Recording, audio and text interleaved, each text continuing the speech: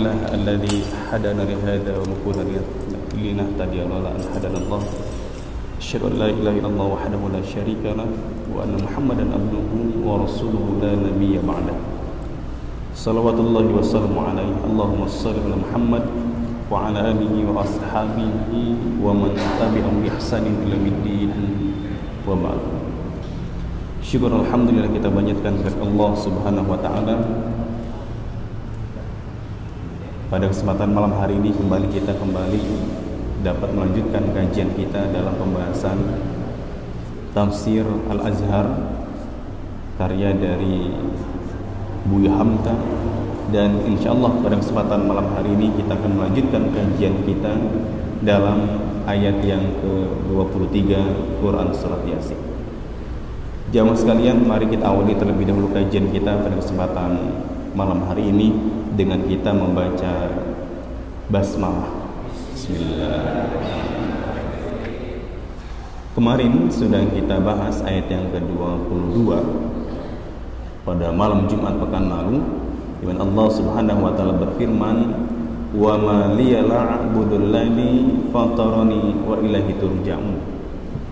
Kemarin sudah kita bahas apa yang dimaksud dengan fatarani, ya. Kemudian sudah sedikit kita singgung terkait dengan wa ilaihi turja'un.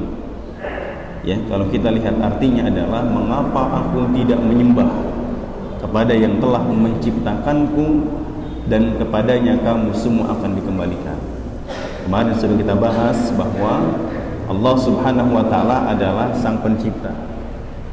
Ya, Fatiris samawati wal ard, yang menciptakan langit dan bumi itu adalah Allah. Maka kalau seandainya ucapan dari seorang yang datang dari negeri yang jauh, wa jaa min aqsal madinati rajul yas'a, ya, sudah kita bahas kemarin bahwa lelaki itu mengatakan, kenapa aku tidak menyembah kepada Tuhan yang telah menciptakanku, wa ilaihi turja'un, dan kepadanya lah kita semua akan dikembalikan. Nah, ayat ke-23 ini menegaskan dari ayat yang ke-22. Insyaallah yang akan kita bahas adalah a'attakhidhu min dunihi alihah ayyuridni rahman bidurril la tughni anni syafa'atuhum syai'a wa la yunqidun. Apakah aku akan mengambil Tuhan-Tuhan selain Allah? A'attakhidhu min dunihi alihah, apakah aku akan menjadikan, aku mengambil Tuhan-Tuhan selain Dia, selain Allah? Ayyuridni rahman bidurril la tughni anni syafa'atuhum syai'a. Jika Allah Tuhan yang Maha Pengasih hendak memudaratkan aku, maka tidaklah berguna untukku syafaat mereka sedikit pun. Nanti kita akan bahas terkait dengan syafaat. Wala yunqidun, dan tidaklah mereka dapat menyelamatkan aku. Jamaah, kita akan lihat apa yang dibawakan oleh Buya Hamka di dalam tafsirnya ketika menafsirkan ayat ke-23 dalam Quran surat Yasin. A'attakhidhu min dunillah, a'attakhidhu min dunihi alihah. Apakah aku akan menjadikan mengambil Tuhan-Tuhan selain Allah? Nah, jamaah sekalian, di sini kata Buya Hamka, keterangannya cukup panjang. Apa kata Buya Hamka? Apakah aku akan menyembah berhala atau patung atau benda-benda lain yang aku ambil sendiri, lalu aku puja-puji sendiri, padahal akulah yang berakal, sedang barang sembahan yang terdiri dari benda itu tidaklah terkenal kalau bukan aku yang mengenalkan. Tidaklah benda itu akan bertuah kalau aku tidak akan menuahkan benda itu. Tidaklah berharga kalau tidak aku yang menghargainya. Jika Tuhan yang Maha Pengasih hendak memudaratkan aku, hendak menimpakan suatu bahaya kepadaku, maka tidaklah berguna untukku syafaat mereka sedikit pun. Di sini di dalam analogi permisalan dibawakan oleh Buya Hamka di dalam tafsirnya, kata Buya Hamka, misal berhala-berhala atau tuhan-tuhan buatan aku letakkan di dalam rumah kediamanku. Kemudian aku sembah dan aku puja, aku puji. Tiba-tiba pada suatu malam rumahku terbakar, maka tidaklah aku akan selamat, dan sekali-kali tidaklah berhala itu dapat menyelamatkan aku kalau aku terkurung dalam rumah yang terbakar itu, seandainya aku tidak segera lari keluar. Dan apabila aku segera lari keluar, lupa membawa berhala-berhala itu, dia akan turut hangus dimakan api, dan akulah yang menyelamatkan patung itu. Barulah dia selamat kalau lekas aku bawa patung itu keluar. Kalau tidak lekas aku bawa itu patung keluar dari rumah, maka jika api telah padam dan hari telah siang, yang akan aku dapati ialah onggokan dan reruntuhan rumah yang telah menjadi bara dan abu, termasuk berhala yang tidak dapat menolong dirinya. Jadi jamaah sekalian, ketika Allah Subhanahu wa taala berfirman, "A'anta khidu min dunihi aliha?" Apakah kita orang Islam, apakah kita orang beriman butuh kepada Tuhan-Tuhan selain Allah? Padahal ada Tuhan-Tuhan yang dijadikan oleh manusia dipuji, disembah. Padahal itu Tuhan bikinan mereka, diukir, dipahat, dicat, dicetak, kemudian diletakkan di rumah. Permisalan yang dibawakan oleh Buya Hamka adalah seandainya rumah saya terbakar, kobaran api itu besar, ketika saya pergi meninggalkan rumah, aku lari dengan bergegas meninggalkan rumah yang terbakar, dan aku tidak membawa menyelamatkan itu berhala yang kusembah, niscaya keesokan hari ketika siang telah datang, aku akan temui itu patung yang kusembah telah menjadi bara dan abu. Jadi jamaah sekalian, aneh memang ketika ada sebagian manusia mereka mengkeramatkan sebuah benda yang dikeramatkan, mereka menuahkan sebuah benda yang bertuah, mereka memuliakan, mengkultuskan, mensucikan sebuah benda yang sebenarnya mereka sendiri yang mensucikan. Bahkan ketika mereka hargai ini benda, mereka pula yang menghargainya. Maka jamaah sekalian, ketika kita di dalam Islam, kita meyakini bahwa Allah tentu zatnya berbeda dengan zat kita. Allah dimensinya berbeda dengan dimensi kita. Maka di dalam Islam, Islam tidak mengenal dan Islam tidak meyakini adanya teori emanasi atau teori di mana ada wahdatun wujud, bahwa wujud Tuhan, wujud Allah itu akan menyatu kepada ciptaannya. Nah, oleh karena itu jamaah sekalian, di tengah masyarakat kita sering kita lihat, sering kita jumpai terjadi teori emanasi, bersatunya Tuhan dengan ciptaan Tuhan. Ada hewan, ini hewan suci, kenapa? Titisan Tuhan. Ini pohon keramat, pohon suci, kenapa? Ini pohon jelmaan titisan Tuhan. Dia bukan manusia biasa, tapi dia manusia luar biasa, ada kesucian dalam dirinya. Kenapa? Karena dia adalah titisan Tuhan. Maka tak sedikit jamaah sekalian, ada hewan, binatang, tanaman, tumbuhan, bahkan manusia itu dipertuhankan. Kenapa? Karena diyakini ada kesucian dalam dirinya. Nah jamaah sekalian, apakah lantas kemudian ketika ada sebuah batu yang dipahat, ada sebuah kayu yang diukir, kemudian diberikan cat warna, kemudian disembah, apakah itu Tuhan dapat memberikan manfaat? Tidak. Yuridni rahman bidurilla tubni anni syafa'atuhum syai'a. Jadi kalau seandainya ada kemudaratan, itu akan datang, tapi Allah tidak mengkendaki, enggak jadi itu kemudaratan. Jadi kalau seandainya misal ada kemudaratan datang ke kita, ada musibah yang Allah takdirkan menimpa kita, lantas ada orang yang mengatakan, nih pakai benda ini, gunakan jimat ini, gunakan benda pusaka ini, akan menyelamatkan kau. Kata Allah dalam Quran, la tughni anni syafa'atuhum syai'a. Kalau memang itu takdir Tuhan telah tetap atas diri kita untuk terjadi, maka benda-benda itu, Tuhan-Tuhan yang dipertuhankan selain Allah, sedikit pun tidak akan mendatangkan manfaat. Ani syafa'atuhum syai'a waliyunkidun. Tidak sedikit pun mereka dapat menolong kita. Nah, inilah yang dikatakan oleh Buya Hamka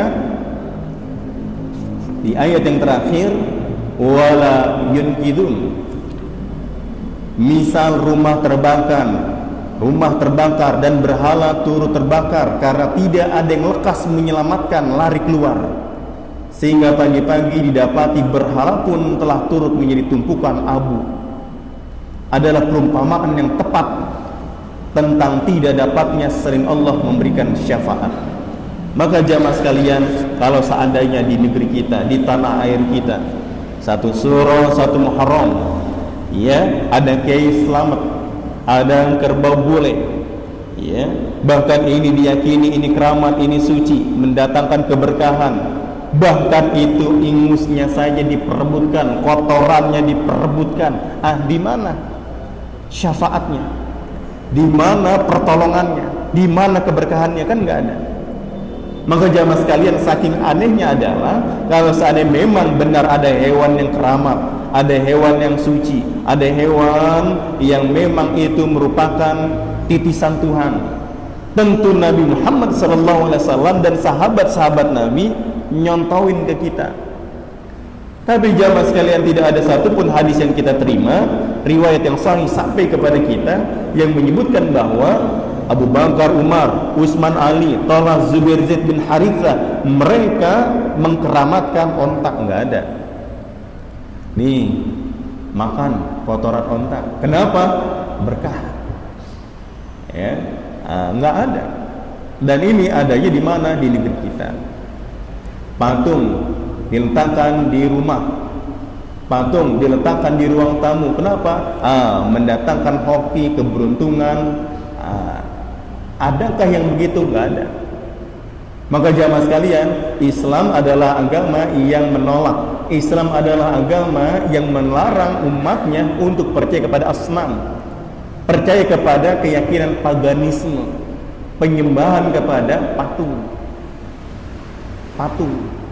Maka di dalam Islam, Tuhan itu Allah Subhanahu wa Ta'ala dimensinya berbeda dengan dimensi kita. Maka media apa yang dapat mewakili Tuhan?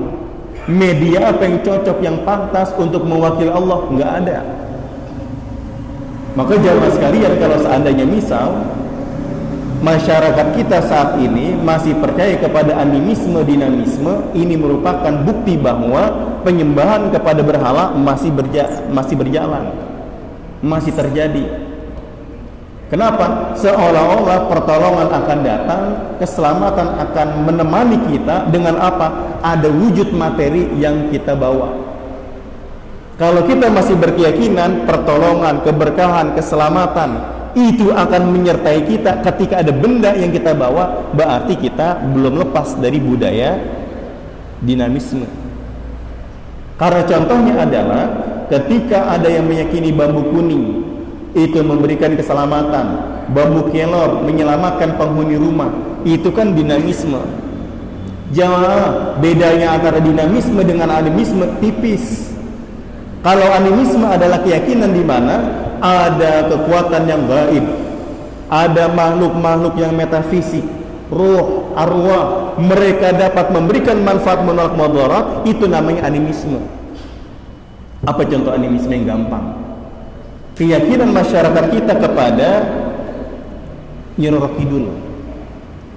Keyakinan kepada Nyi Roro Kidul ini merupakan bagian dari kepercayaan animisme, bahwa luasnya samudra ada yang menguasai, panen melimpah, nelayan mendapatkan ikan yang banyak. Kenapa? Ada penguasa pantai selatan. Nah, keyakinan itulah yang disebut dengan keyakinan animisme. Kalau kita lewat terowongan, kemudian di Casablanca itu kita bunyikan, nyalakan klakson 3 kali, tin tin tin, itu keyakinan animisme. Apalagi Kalau seandainya ada keyakinan di tengah masyarakat kita, ketika lewat tempat gelap, sepi, angker, kemudian lantas kita mengucapkan permisi, permisi. Anak siapa pengen lewat? Hah? Anak siapa pengen lewat? Anak bagong pengen lewat, anak babi pengen lewat. Padahal Allah dalam Quran mengatakan walaqad karramna bani Adam, Allah telah memuliakan manusia. Tapi kita rendahkan kita sebagai ciptaan Allah, manusia, kita diciptakan oleh Allah, kita mengatakan diri kita ini babi.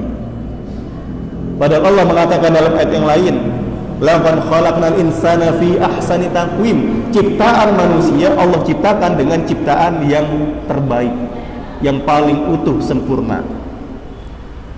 Nah, jadi kalau seandainya masih ada keyakinan di tengah masyarakat kita, kalau lewat tempat gelap, sepi, keramat, bahkan angker, lantas dia mengatakan misi-misi, anak bagong pengen lewat, animisme. Menyalakan klakson, tin tin tin, animisme. Percaya Nyi Roro Kidul, animisme. Ya, ada orang gantung diri, kemudian rumahnya terjadi keangkeran, tengah malam terdengar tangisan, orang lari ketakutan. Ini budaya animisme. Jadi animisme tolak. Kemarin sudah kita bahas hadis yang diriwayatkan oleh Imam Ahmad dan Imam Bukhari, kata Nabi, la adwa wala safara wala hamata wala tiyarata. Enggak ada tuh hamah, enggak ada tuh hantu-hantu yang gentayangan, enggak ada dalam Islam. Jadi orang ketika telah dikubur, dipendam dalam tanah, dia saja sibuk ngurusin dirinya, dia saja pusing memikirkan nasibnya, bagaimana dia pengen keluar, bagaimana mungkin dia bisa kelayaban keliling kemana-mana. Bahkan dengan asyiknya dia mengatakan, saya nenekmu, saya kakekmu, saya mbahmu, saya minta dibuatkan kopi. Ini lebih aneh. Ini lebih aneh. Ya, innaka mayyitun tsumma innakum yaumal qiyamati tub'atsun. Orang yang telah mati dikubur, dipendam dalam tanah, kapan dia bangkit? Yaumal qiyamati tub'atsun. Hari kiamatlah mereka akan dibangkitkan. Jadi begitu. Maka kalau seandainya ada keyakinan animisme, ini rusak. Ya, ini rusak. Kemudian ketika keyakinan dinamisme, ini nih masuk ke dalam ini bahasan kita. Jadi kalau seandainya ada benda dikeramatkan, benda dituahkan, nih benda-benda bertuah nih, syirik.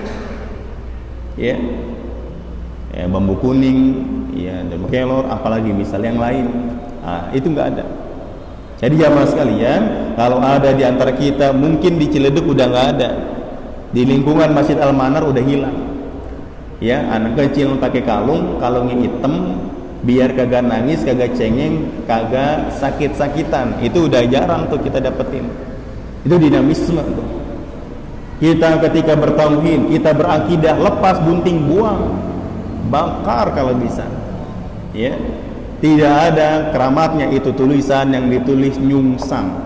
Alhamdulillah ditulis alif lam ha mim dal. Alhamdulillah ditulis tuh hijaiyahnya satu-satu. Nggak ada tuh pengobatan yang begitu, cara seperti itu melemahkan kita, bukan menyehatkan dan menguatkan kita, yang ada melemahkan kita. Ya, kata Nabi Muhammad SAW, seseorang yang menggunakan tamimah, seseorang yang menggunakan jimat yang digantung, bukan menguatkan kata Nabi, tapi melemahkan. Kenapa? Karena dia yakin ketika ketinggalan di rumah, tidak dibawa kerja, kelupaan, nggak dibawa, apa yang terjadi? Kegelisahan. Aduh, kagak dibawa. Aduh, ditaruh di mana ya? Aduh, hilang, lupa naruh lagi. Apa yang terjadi? Kelemahan. Kita jadi lemah. Ketergantungan kita. Kemudian kita diperbudak dengan benda itu, semakin kita lemah. Seolah-olah tiada Tuhan, seolah-olah Allah nggak ada, seolah-olah yang memberikan perlindungan keselamatan hilang. Padahal yang memberikan perlindungan keselamatan siapa? Allah. Maka jamaah sekalian, alhamdulillah bersyukur kita di lingkungan kita di Masjid Al-Manar udah nggak ada tuh bocah kecil pakai kalung-kalung gitu, udah nggak ada, syirik. Jadi kalau seandainya di sini Allah Subhanahu wa taala menegaskan dengan sharih, tegas Allah mengatakan, "A'takhidhu min dunihi aliha ayyuridnir rahman bidurrin la tughni anni syafa'atum syai'a." Jadi buat apa kita butuh kepada itu patung? Buat apa kita yakin kepada itu berhala yang disembah? Ya. Kalau tidak dicetak nggak jadi itu patung. Kalau tidak dipahat nggak jadi itu rupa. Ya. Kalau tidak dibuat, dikeramatkan, nggak ada artinya itu benda. Maka jamaah di masyarakat kita biasanya, ya sebagaimana apa perkataan dari Buya Hamka di sini, kalau bukan kita yang membesarkan, nggak jadi besar tuh patung. Kalau bukan kita yang menghargai, menghormati, mengkeramatkan, nggak jadi tuh keramat. Coba kita cuekin, ya. Ada orang ketika punya cincin masuk kamar mandi lepas, satu soro dielap dengan minyak zaitun, mandi direndam dengan air 7 kembang, 7 rupa, 7 warna. Kalau kita tidak keramatkan tuh cincin biasa, ini keris dicuci, airnya dikeramatkan. Kalau kita tidak mengkeramatkan, nggak keramat tuh keris. Maka jamaah sekalian, anehnya masyarakat kita adalah manusia itu, kenapa dia yang membuat, dia jadi Tuhan, dia sendiri yang mempertuhankan, kemudian lantas ketika Tuhannya itu hilang, dia yang sedih kehilangan. Kan anehnya di situ. Maka jamaah, ketika Tuhan itu paganis, berwujud, bermateri, ada benda visual, wujudnya bisa dipegang, diraba, diusap, ada. Kalau gempa jatuh pecah, kalau kebakaran hangus gesang, kalau kebanjiran terendam kanyut. Apakah Tuhan seperti itu? Kan hadza syai'un ajib, ini sesuatu yang aneh. Maka aneh kalau seandainya Tuhan kebanjiran, kelelep tidak ada yang menyelamatkan, aneh. Maka sebenarnya ini ayat mengajarkan kepada kita bahwa penting bagi kita untuk mentauhidkan Allah, mengesahkan Tuhan, bahwa hanya ada satu Tuhan, hanya ada satu Allah, tunggal, tidak berbilang. Nih minta rezeki, Tuhannya. Nih minta hujan, Tuhannya. Nih minta jodoh, Tuhannya. Nih minta keturunan, Tuhannya. Tuhan tidak berbilang. Sebagaimana keyakinan orang-orang Arab jahiliyah, ketika banyak berhala di kanan kiri Ka'bah, mereka mengatakan Lata, Uzza, Manata, Hubbal, Zat, Anwat. Kami mah nggak nyembah mereka. Ma na'buduhum illa liqarribuna ila Allahi zulfa. Mereka mengatakan kami tidaklah menyembah mereka, kami nggak nyembah. Itu patung, kami tidak sujud sembah ke mereka. Illa liqarribuna ila Allahi zulfa. Kami menjadikan mereka hanya sebatas mediator, mediasi, agar menjadikan diri kami dengan Allah zulfa, sedekat-dekatnya. Maka jamaah, jangan sampai kita seperti orang Arab jahiliyah ketika kita mengatakan cincin saya mah nggak ada apa-apanya, tapi dikeramatkan. Sama berarti kayak orang Arab jahiliyah. Saya mah tasbih biasa, murah, cuman 30.000, 50.000 dapat 2, tapi kehilangan dia sedih. Sama ke orang Arab jahiliyah. Jadi jamaah sekalian, jangan kita mengkeramatkan sesuatu, mempertuahkan sesuatu, karena kita sendiri yang ujung-ujungnya akan lemah. Ya, kalau Quran tetap ini mushaf yang mulia, kita muliakan. Tapi kalau seandainya benda, itu jangan. Ya, ini peci keramat, kalau dipakai bisa ngomong Arab, jangan begitu. Ya. Ini sejadah keramat, kalau kita sujud bisa ngelihat Mekah, jangan. Kan banyak kan ke masyarakat kita tuh yang begitu. Ini batu dulu ada air memancar, ditutup sama tuh Quran, jadi airnya nggak lagi memancar. Kalau kagak ditutup tuh kampung banjir. Kan ada tuh yang begitu. Dikeramatkan. Ya. Ini pintu jangan sembarang pintu, tapi kalau masuk ke ini pintu ente bisa nembus ke Mekah. Ada yang dikeramatkan. Nah, jamaah sekalian, kita jangan mengkeramatkan sesuatu. Ya, jangan menjadikan itu sebagai ilah, Tuhan-Tuhan lain di luar Allah. Jamaah sekalian, sebenarnya ketika di sini ada kata-kata min dunihi alihah, menjadikan selain Allah ilah-ilah, Tuhan-Tuhan yang lain. Sebenarnya jamaah sekalian, Tuhan itu jangan kita maknai semata-mata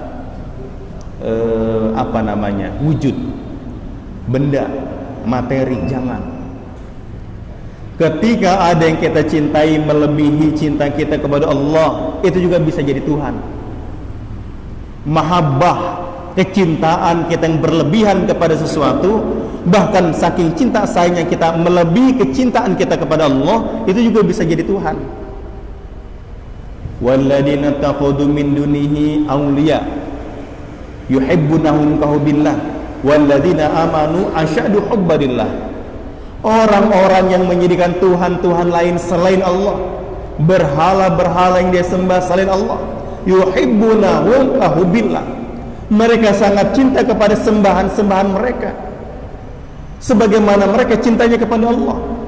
Walladzina amanu asyaddu hubbalillah, tapi orang-orang yang beriman, mereka lebih cinta, besarnya cinta mereka kepada Allah. Jadi jamaah, kalau seandainya ada di antara kita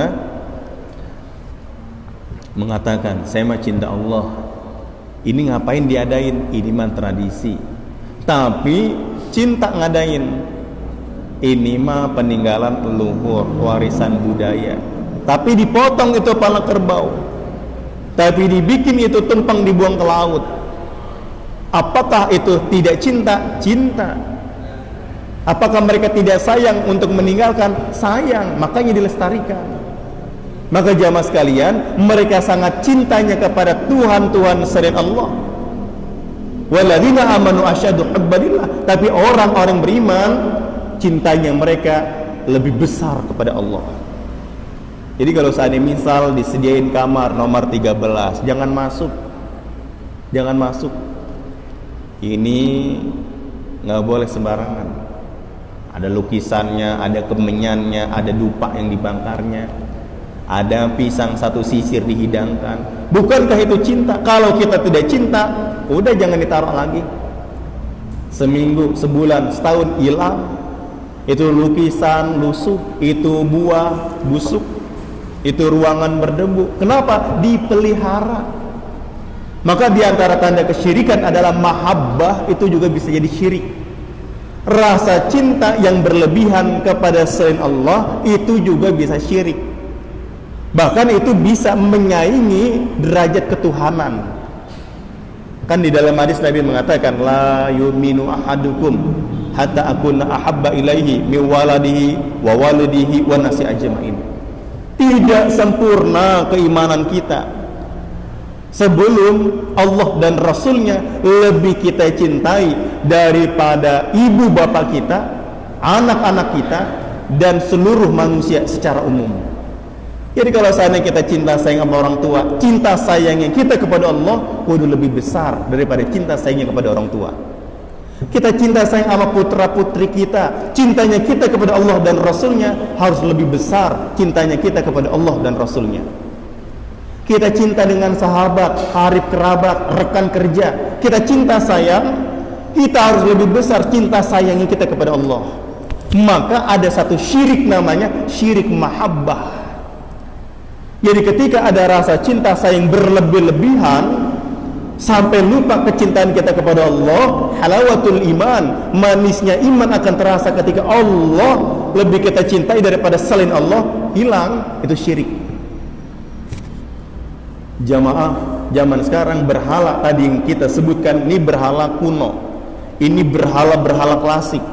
Lata, Uzza, Manata, Hubal, Zat, Anwat, klasik zaman dulu. Ada wapak, ada isim, ada raja, ada jimat, ya, patung, pohon dikeramatkan, Nyiro Kidul, itu kuno, klasik. Berhala-berhala yang sekarang ada itu berhala yang modern, bukan hanya berhala klasik, berhala modern sekarang banyak.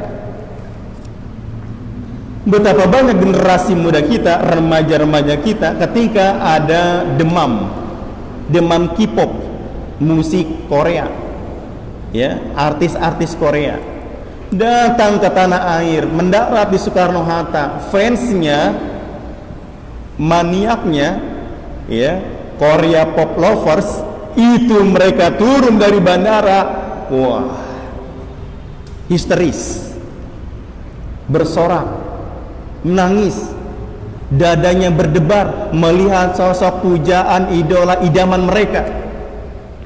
Bahkan tak sedikit ada yang sampai pingsan. Apakah itu syirik? Ya, itu kesyirikan modern. Jadi ketika ada artis yang digandrungi melebihi memfavoritkan Allah, melebihi mengidolakan Allah, melebihi ekspektasi mereka, histerisnya kepada Allah, syirik. Kamarnya, oh, ruang tidurnya, oh, foto-foto artis Korea, gantungan kocinya artis Korea, bajunya artis Korea, spray kasur bantal gambar artis Korea. Itu bisa syirik itu. Walladzina amanu asyaddu hubbanillah. Kita orang beriman, cintanya kita kepada Allah yang lebih besar. Maka jamaah, bisa syirik kalau seandainya kita punya orang tua atau kita punya anak, lantas kita mengatakan aku rela mati demi anakku. Syirik. Ucapan yang sepintas enteng, ringan, sepele, demi anakku akan kupertaruhkan hidup matiku. Syirik tuh ucapan. Tong, neng, buat anak mah baba jadi ini, pala jadi kaki, kaki jadi pala, boleh. Tapi kalau seandainya sampai berucap, untukmu wahai putra putriku, aku siap mati untuk membelamu, syirik. Di mana letak kesyirikannya? Di sholat kita berikrar kepada Allah, inna sholati wa nusuki wa mahyaya wa mati lillahi rabbil alamin. Sesungguhnya sholatku, kurbanku, hidup matiku hanya untuk Allah, Tuhan semesta alam. Maka seseorang ketika mengatakan, untuk engkau pujaan hatiku, ku rela mati demimu, syirik, sepele. Sama halnya ada ucapan di antara kita, untung minum bodrek. Kalau kagak ada bodrek, nipu yang kagak hilang. Untung minum bodrek, 2 hilang nipu yang. Aduh, kalau kagak ada bodrek, kagak tahu dah bagaimana jadinya. Bener, untung ada bodrek tuh. Syirik, itu ucapan syirik. Syirik itu ringan, sepele, remeh, ya, ringan diucapkan di lisan, tapi syirik. Nah, maka jamaah sekalian, sebenarnya yang perlu kita pahami adalah berhala modern ini lebih banyak. Berhala modern ini tidak kalah lebih berbahaya daripada berhala-berhala yang klasik sudah kita sebutkan tadi. Handphone juga bisa jadi berhala. Handphone juga bisa menjadi Tuhan. Ya. Jabatan, kekuasaan, kedudukan politik bisa jadi berhala. Bisa jadi Tuhan selain Allah.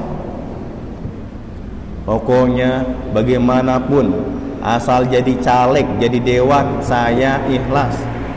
Saya jual rumah, saya jual sawah, saya gadai apartemen villa di puncak yang saya punya. Dia judi, dia meminum khamr, dia rela diajak zina. Bukankah itu mempertuhankan jabatan? Iya.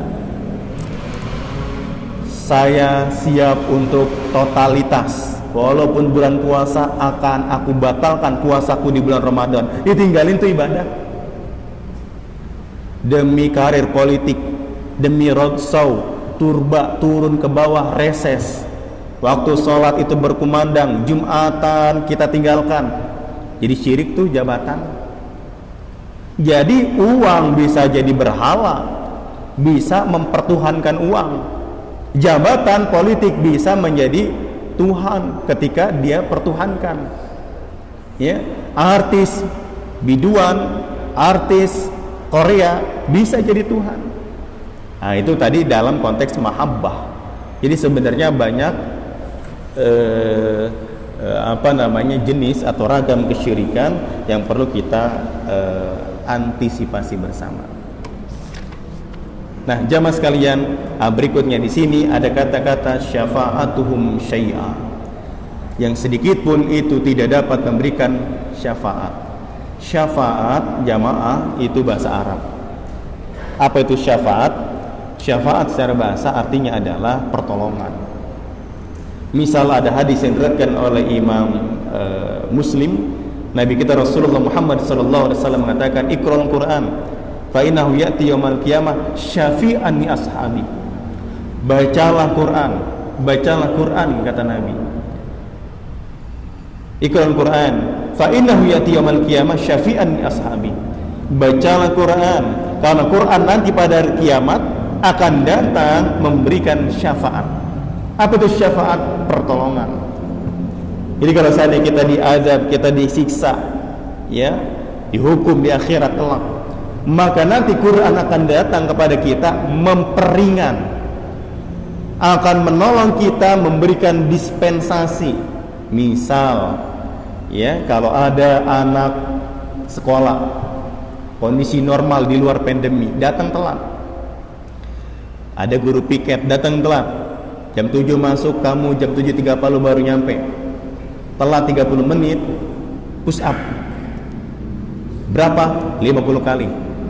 Kamu squat jam 50 kali. Datang ternyata tetangganya. Pak guru, dia tetangga saya, dia telat karena dia harus antar orang tuanya ke pasar. Orang tuanya nggak bisa belanja, naik angkot nggak ngerti bayarnya, takut kelewatan ke pasar Lembang, maka dia nganter. Ibunya jualan, maka tiap pagi dia bangun dari subuh nganterin orang tuanya pulang ke rumah, baru dia ke sekolah, jadi telat. Emang bener begitu? Bener Pak. Ya sudah, jangan 50 squat jamnya, jangan 50 push upnya. Squat jam 10, push up 10, di korting 40, syafaat.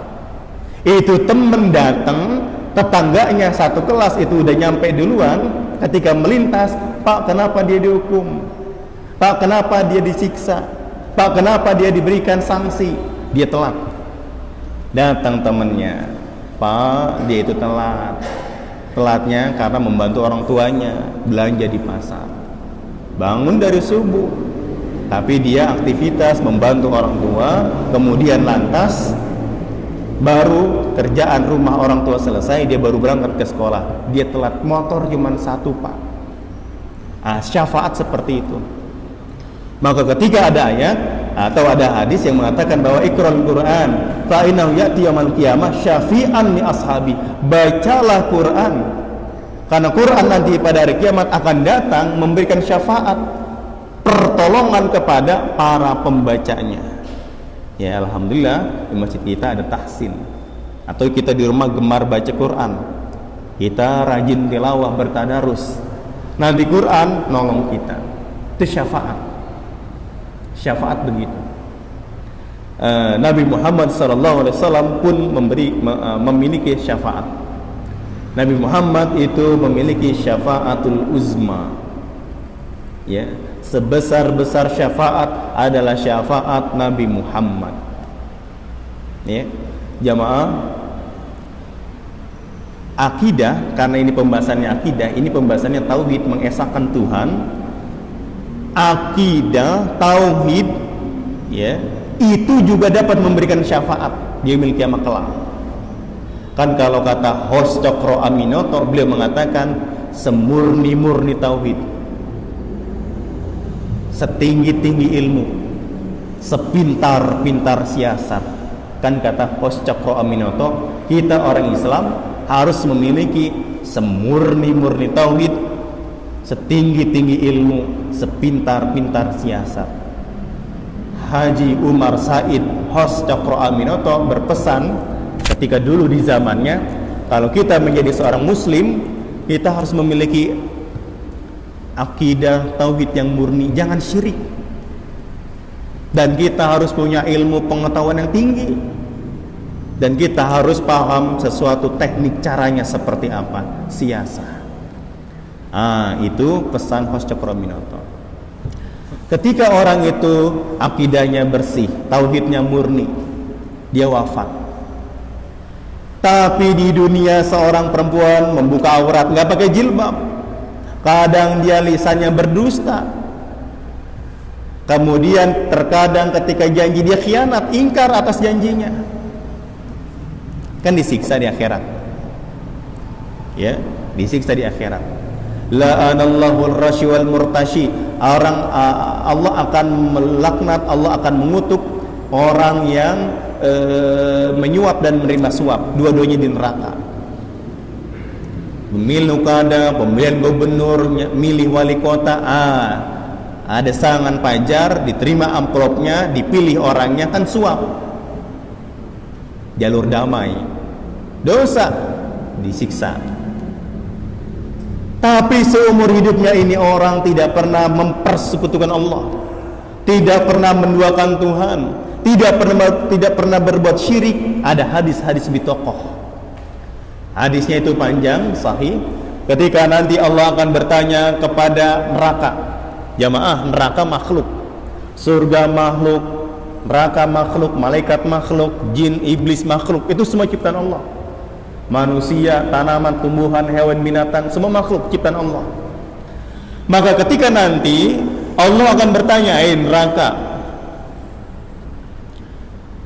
ya, masih adakah orang yang kau siksa? Jadi jamaah, neraka bisa ngomong, neraka bisa bicara. Kemudian Allah nanti akan bertanya, adakah orang-orang yang mentauhidkanku? Seandainya dia ahlul fujur, melakukan kemaksiatan, perbuatan dosa, adakah yang tidak pernah seumur hidupnya menduakanku, mempersekutukanku? Ada, yang Allah. Keluarkan dia, pindahkan ke surga. Keluarkan dia, pindahkan ke surga.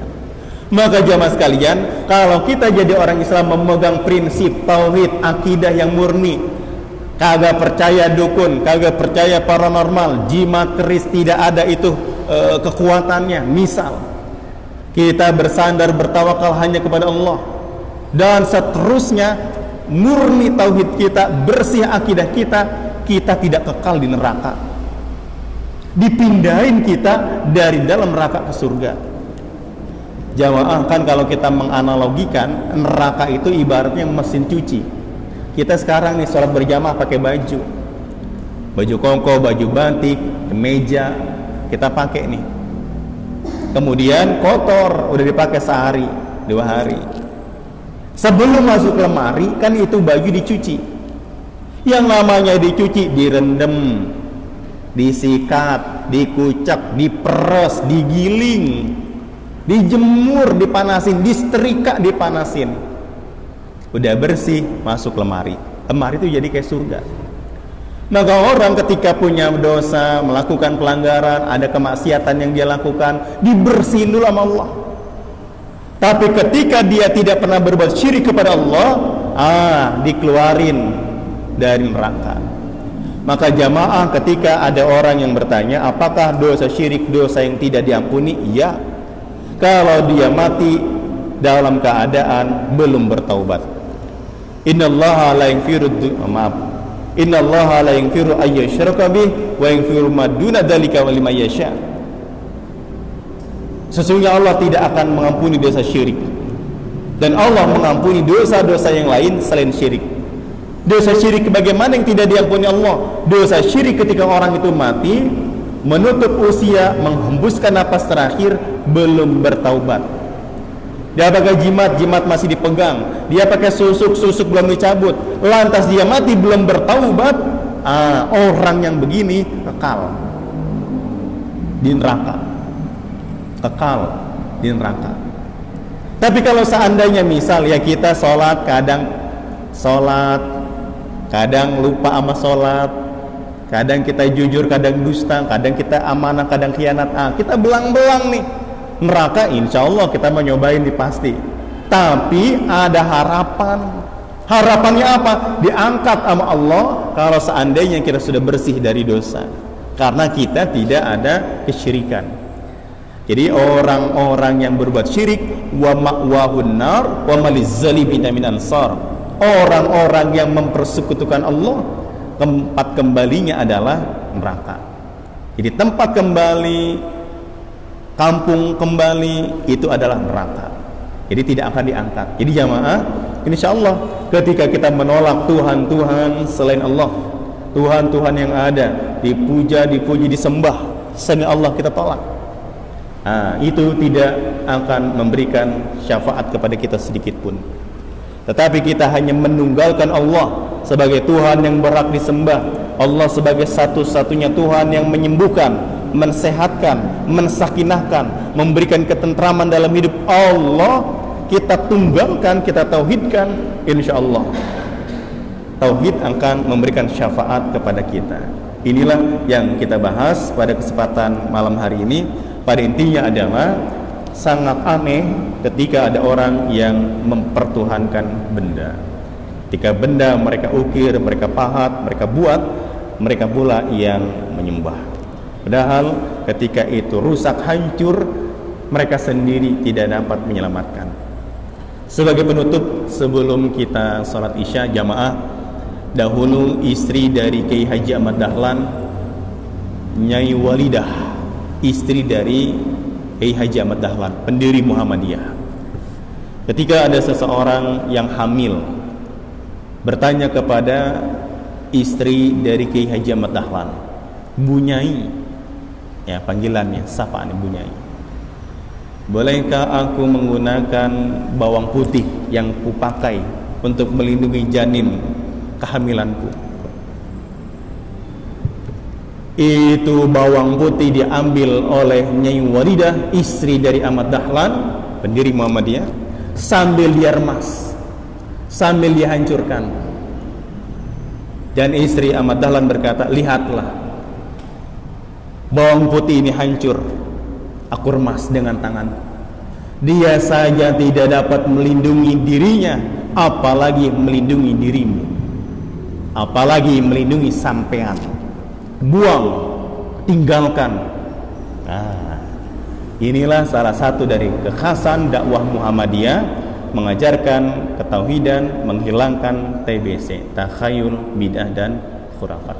Mudah-mudahan yang sedikit ini bermanfaat. Insyaallah kita akan lanjutkan pada pertemuan ke depan ayat yang ke-24. Inni idalla fi dhalalim mubin. Sesungguhnya jadilah aku kalau demikian kesesatan yang nyata. Jamaah, kita tutup dan kita akhiri kajian kita dengan kita bersama membaca hamdalah. Alhamdulillahirabbil alamin. Subhanakallahumma bihamdika asyhadu an la ilaha illa anta astaghfiruka wa atubu ilaik. Assalamualaikum warahmatullahi wabarakatuh.